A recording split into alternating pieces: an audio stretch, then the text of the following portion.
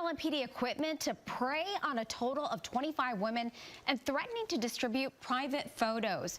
We're learning more about the former LMPD officer serving prison time for cyberstalking and civil rights violations. Civil lawsuit was filed against Bryan Wilson Tuesday. Wave News reporter Kennedy Hayes talked to the attorney of one of the alleged victims about what's in the lawsuit.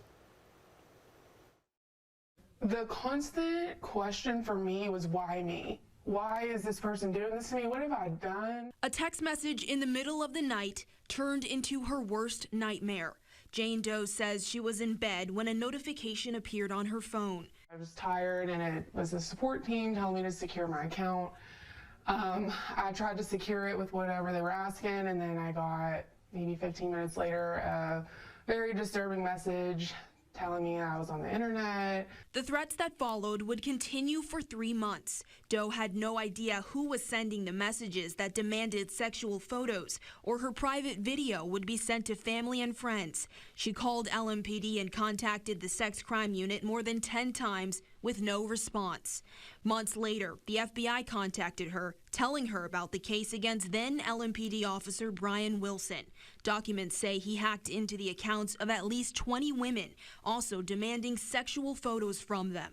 He did this while he was a law enforcement officer, while he was under investigation, and it was never discovered. Sarah Collins is the victim's attorney. She showed us sexual online posts under an anonymous account believed to be Wilson's. She's a teacher. She was terrified that her students would run across this online.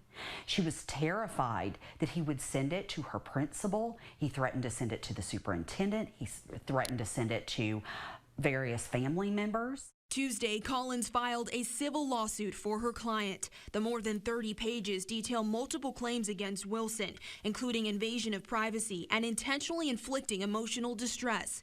Other named defendants include former LMPD Chief Steve Conrad, Robert Schroeder, and former Lieutenant William Hibbs. The lawsuit claims they should have known of Wilson's sexual misconduct and properly investigated. Instead, it's believed no action was taken and Wilson eventually resigned. Wilson received a 30-month prison sentence in October for cyberstalking and civil rights violations. When he gets out of federal prison, it's my understanding he won't have to register as a sex offender. He won't have certain restrictions that are placed on sex offenders. Doe says at one point she became suicidal. She's sharing her story for other potential victims. When it comes to justice, no amount of money will make her whole again. A lot's changed. I'm gonna cry. I deal with a lot of anxiety that I didn't used to have to deal with. I used to be really different. I used to be very positive all the time. Kennedy Hayes, Wave News.